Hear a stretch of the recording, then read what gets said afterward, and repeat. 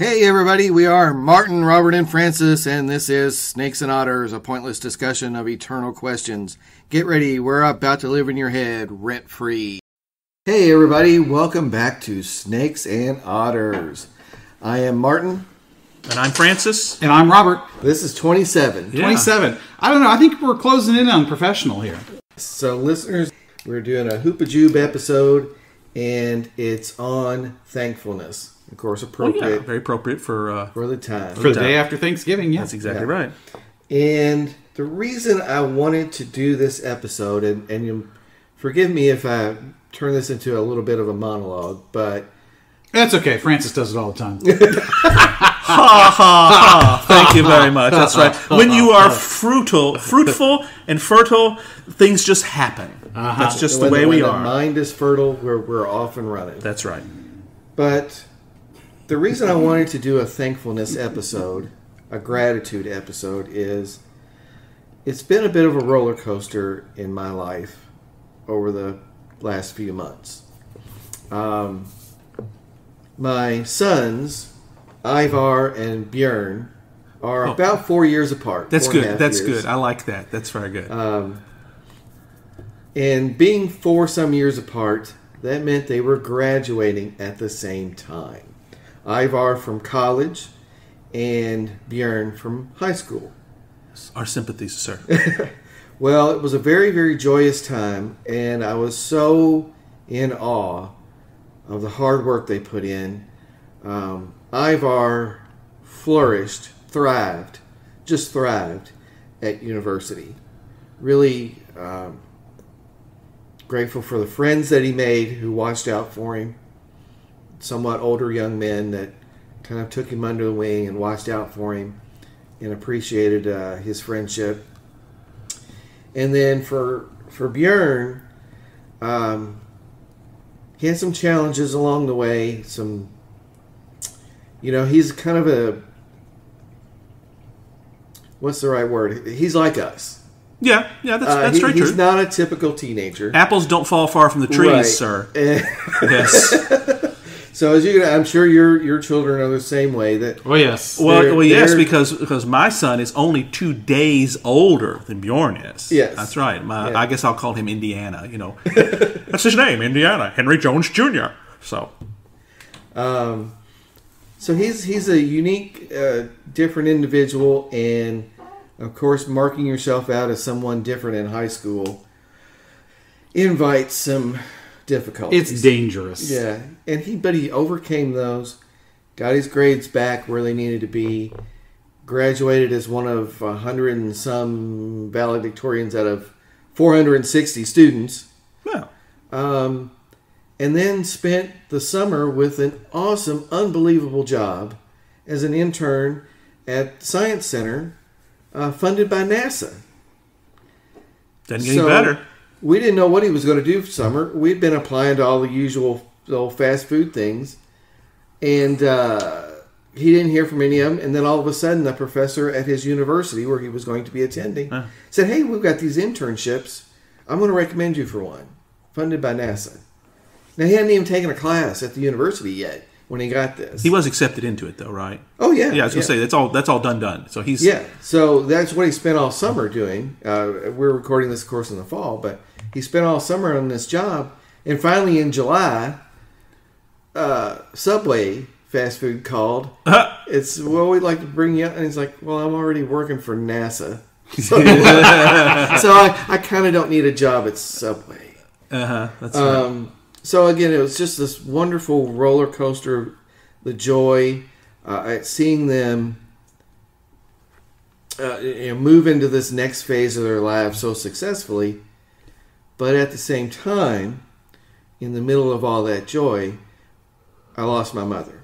Ah, yes, right. That's right. She was trying so hard to get to where she could see the boys graduate and did not get to. That's right. Close, but not close enough. So it was right in the middle of everything, and it was hard. But what I ended up being grateful for, I got a lot of great messages, very small, short ones, just not a big deal kind of thing, but just little quick emails from coworkers Sure. and things like that. And I was very, very grateful for their good thoughts. And that's what made me think of we need to do this. As we started planning all of these episodes, I thought, this is something I really want to touch on. We need a human perspective moment. Yeah. That pause. Well, and we got to see this window into you guys quite a bit with Tom Moore. And I thought it was good to throw a window open into me a little bit more than what we have in the past. Well, I would agree with that completely. And you are very much laying pretty clear out here what those of us in pastoral ministry, which is what Robert and I do in many ways, when it comes to those moments in life, those deaths that are inevitable for all of us. All of us lose loved ones. That's just part of the human condition. And we are certainly of the age where parents. Well, that's correct. We're in our early 50s, and that's common. Some have experienced it early. My father's been gone for 23 years, but my mother's still around. It's just it varies, but ultimately we're at that point in life, and we find that we may not remember exactly what people said to us, because most people don't know what to say. Yes. But we will never forget the fact that they said something. That they reached out. You're exactly right. That's right. It didn't really matter. That's right. But getting the email. As long as you don't say the wrong thing, and there's a handful of things, don't say it. Yeah. We won't go into that. But it was just the real quick, again, from a lot of coworkers, people I've been with for years, they just reached out and said, hey, sorry to hear about that, and we're thinking about it. They get it. Because they recognize that human relationships is ultimately the most important thing about life. Yeah. Of all types. Yeah. We don't have to sexualize relationships or put them in like the media often does, where the only relationships are the sexual ones. Human relationships are far bigger than that. Relationships, in addition to storytelling, is one of the things that separates us from animals. Obviously, there are familiar relationships in the natural world. You see, mama bears and their cubs and what have you. But beyond that, relationships are what keep us from being selfish bastards. That's right. Which we could have a tendency to go towards, left to our own devices. Guys especially. I forget who said it, but early on, one of the greatest things that any guy should ever learn is that it is women that keeps us from being, cavemen hitting each other over the head. That's very true. They are the civilizing forces in our species, not just our societies, because it's much broader than that. And we need them. And that's another thing to be thankful for. All three of us are married and have been for many years. I mean, we were at each other's weddings, in each other's weddings. We were there when the birth of all of our children. I mean, the sickest I ever got in life was smoking the cigar outside of the hospital at one of your daughter's birth. That'd be mine. He has no. Well, he's no daughters. That's right. It wasn't one of your sons. It was one of your daughters. I think it was your middle daughter. Possibly, yeah. That we smoked cigars outside, and I got sicker than a pig. And that is not intended to be derogatory towards pigs. But boy, it was bad. Because that was a daytime thing. Went in the morning. Well, maybe it was had emergency C-section. Maybe it was your oldest then. I think it was the oldest. Yeah, I'd say that's probably that. I mean, although maybe I've tried to block because it wasn't your youngest because he was later. Yeah, he was much later. Yeah, and it wasn't mine. And I don't think it wasn't Bjorn, I don't think. Couldn't have been, because Bjorn and Indiana are 2 days apart. They're wheeling my wife out when they're wheeling your wife in. Literally, they were passing in the hallway as it happened. Yeah. But anyway, it's amazing the silly things that you remember. But, even though it was one of the sickest I ever got in my life, I never forget that because we were together. Right, together. Because we experienced it together. That's correct. Well, I would almost guarantee that, ultimate narcissists aside, that everyone's most cherished memories are not about themselves. That's right. They're about somebody else being with them. That's right. It has to be shared. If your favorite memory is about yourself, there's something wrong with you. Yeah. There really That's right. is. Yeah, there's and because we are meant to be in relationship. That's what the human condition is. And there's all manner, infinite varieties of that. It is not just one way. There's tons and tons and tons of relationships. There's the casual relationships. There's the work relationships. There's the friends relationship. There's the familial relationships. There's the spousal relationships. There's the parental relationships. All of these. There's your wife, your work wife, all that Well, stuff. that's correct. That's right. Absolutely, yeah. I've been to that movie before. Yeah. That's for sure. Yeah. And they kind of get it. The good ones, anyway. Yeah. Both the work wife and the real wife, they kind of get. Well, you gotta do it. Kind of gotta do what they do. So that brings me to something else that I have been very grateful for over the past year as well. And I hope I don't sound too maudlin. Take a sip of bourbon before you do this and add a little to that. I have been. You've probably heard the ice clinking. Well, that's right. Glass. Yeah. What are we drinking? We're drinking Four Roses this time. Yeah. Well, we are. That's right. Yes, I have a snort of Elijah Craig again. That's right. Yeah. You guys have hit the Four Roses. We actually have 4 bottles. So sitting in front of us. We've got 4 bottles of bourbon. We're set for a little while. 2 boxes of Little Debbie's, and I'm very thankful for all of that too. That's exactly right. Yes. It's not a Snakes and Otters without bourbon and Little Debbie's. That's just basically. It's kind of like the Blues Brothers. We got a full tank of gas, half a pack of cigarettes. Yeah, it's dark and we're wearing sunglasses. That's right. We're good. Hit it. Yes. So the other thing, again, that I'm very grateful for, you guys have, of course, this vocation extra thing that brings the two of you together quite a bit in your faith. But I'm very grateful for the podcast itself. Working on this, being with you guys,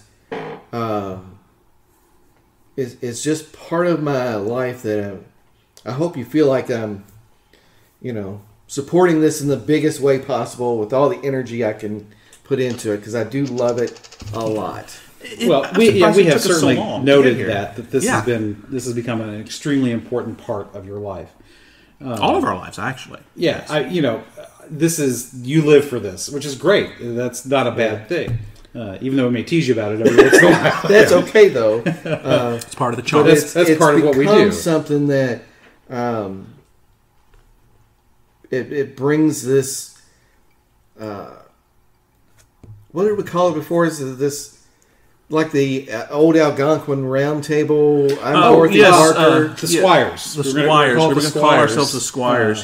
Because of the Bellarmine connection. Yeah, because Bellarmine Knights. Yeah, which is where we all met. Because it came from the Inklings and the Inklings were. Tell me about the Inklings. So that is Tolkien and C.S. Lewis and many others. Many other writers. Those are the 2 most famous that most people are going to recognize. That got together over many, many, many years.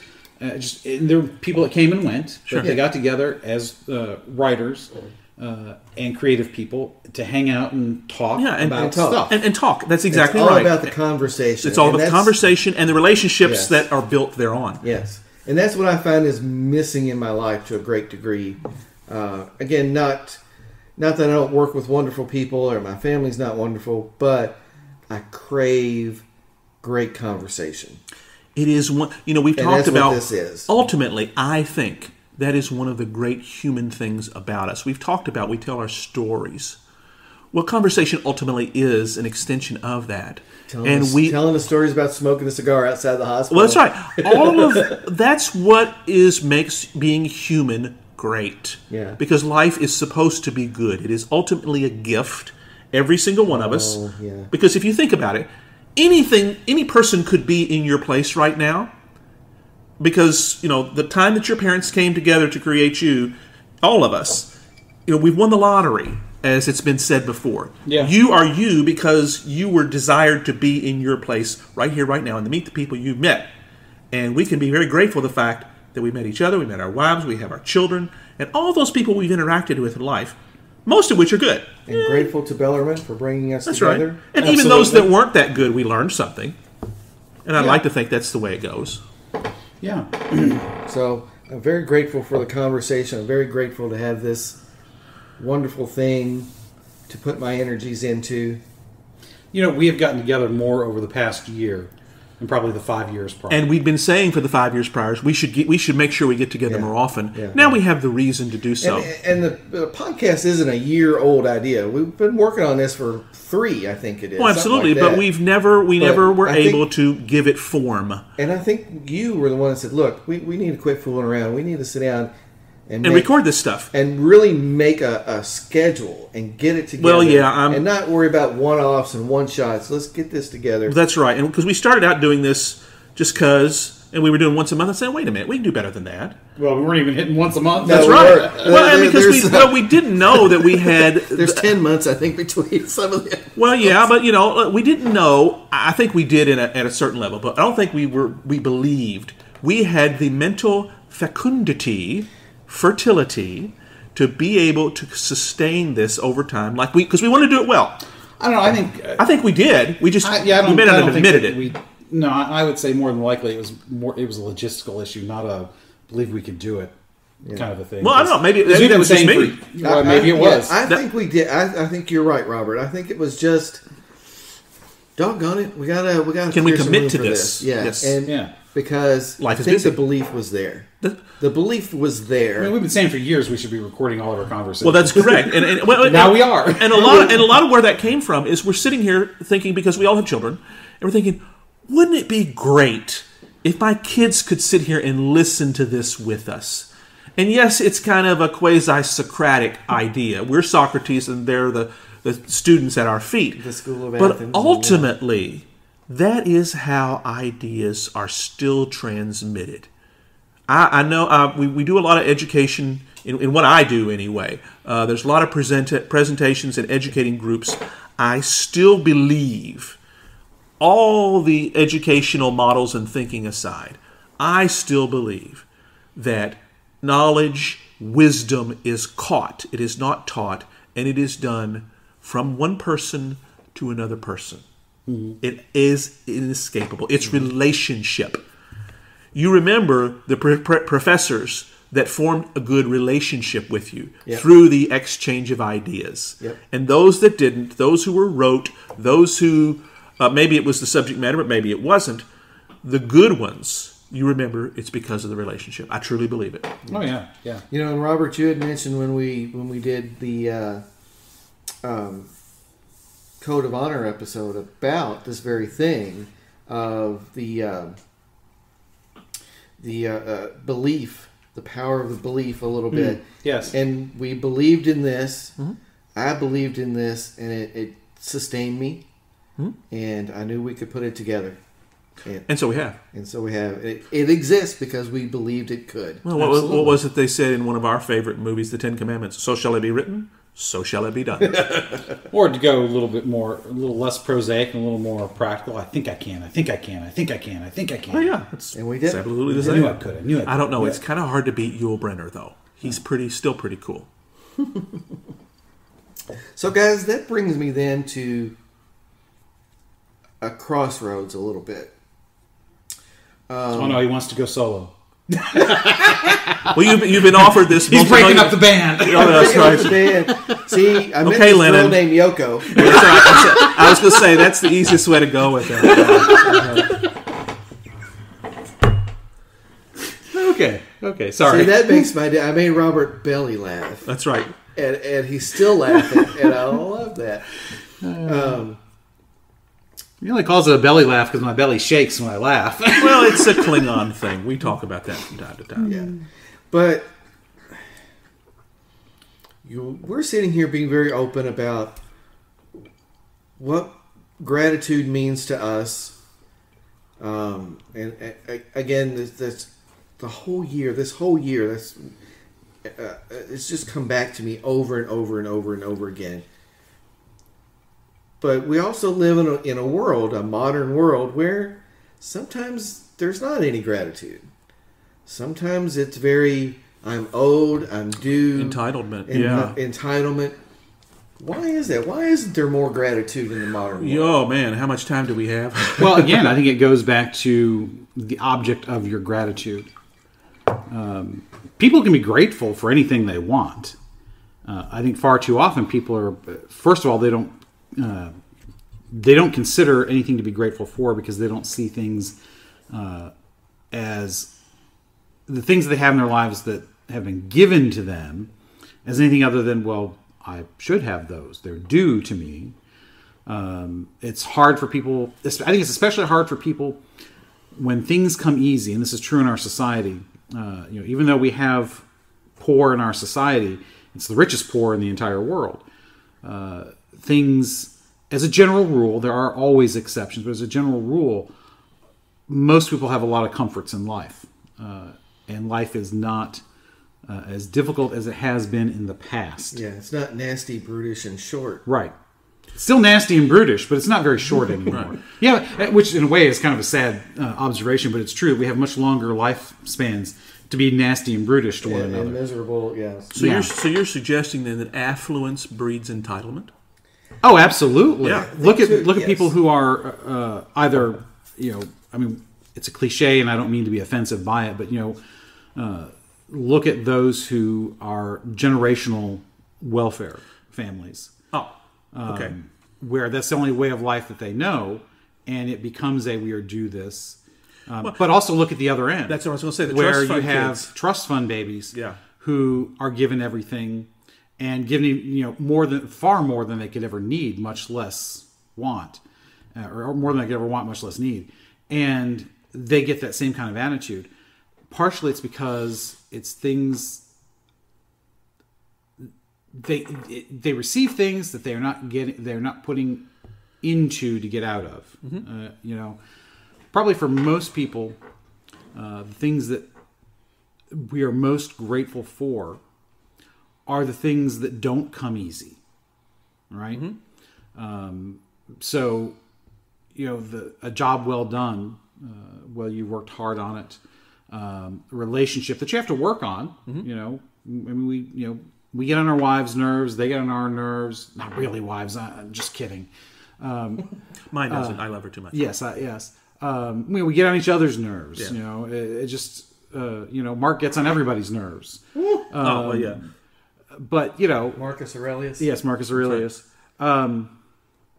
But even so, those people and the things that they mean to us tend to be the things we are most grateful for, I think. Because they're not easy.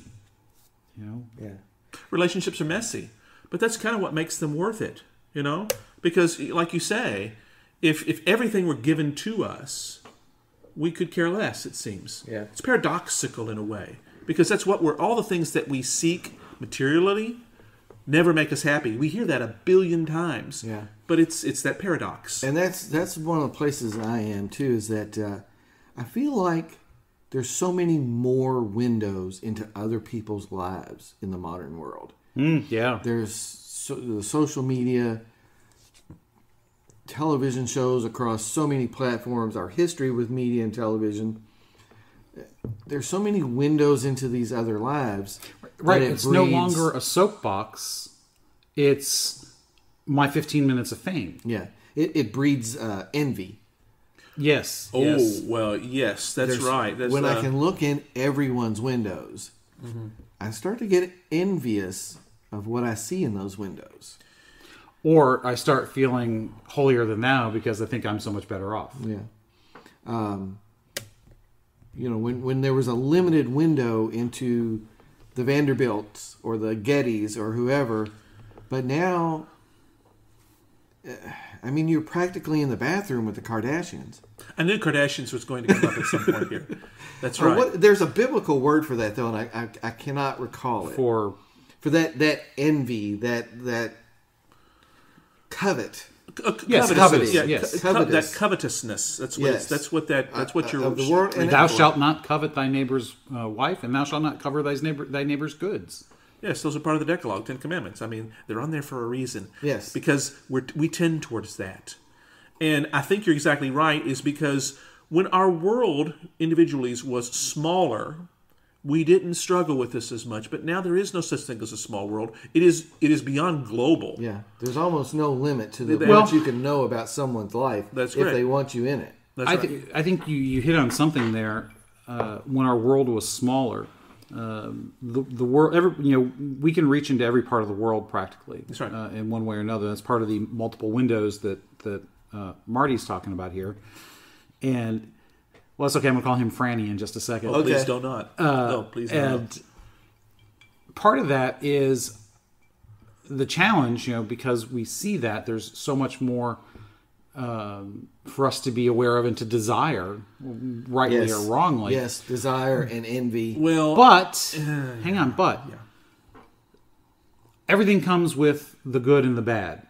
That's the bad side of it. But the good side of it is, and again, I don't want to sound like a raging leftist here, but it's not a bad thing that we are not so homogenous anymore.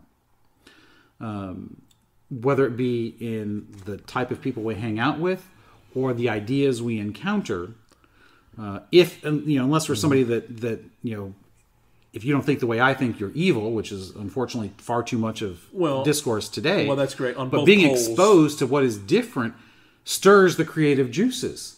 It's what advances society. Right, and that ends up being really the biblical injunction. Don't covet what others have. You can go make for yourself. That's ultimately When you In fact, covet you what must. others have and you use means other than your own efforts to achieve them. Well, that's right, because ultimately, if you covet what others do, you are taking yourself away from trying to achieve on your own. Yep. Not that achievement is what we're about here. That's we're bigger than even just that. Yeah. But It's about who you can become. Well, that is correct. It is not a mechanistic. I use that word a lot because we're not just a sum of atoms. Or there's a life force that we have. We call it soul, but ultimately it's more than just vivified flesh. We're greater. You're not than just that. meat sacks. That's right. Yeah, carbon atoms that are animated. That's correct. We're more than that. And that's a philosophical understanding that goes back to the Greeks that were the first ones to tease this out and recognize, wait a minute, we're bigger than this. Yeah. That matters, because why wouldn't we be thankful for that? Because we have self-awareness, and it's that's a big thing. Yeah, you could make an argument that the less covetous. Thank you. We are of others' goods and possessions, because obviously, if you covet your neighbor's wife or husband, you think of them as a possession. That's the whole point about that. You don't objectify people. Yeah. I think to the degree that we get away from that is the degree that we are our most authentic and most human selves. The better angels of our nature, as Lincoln would say. Yes. We debase not only others, but we debase ourselves. Oh, yes.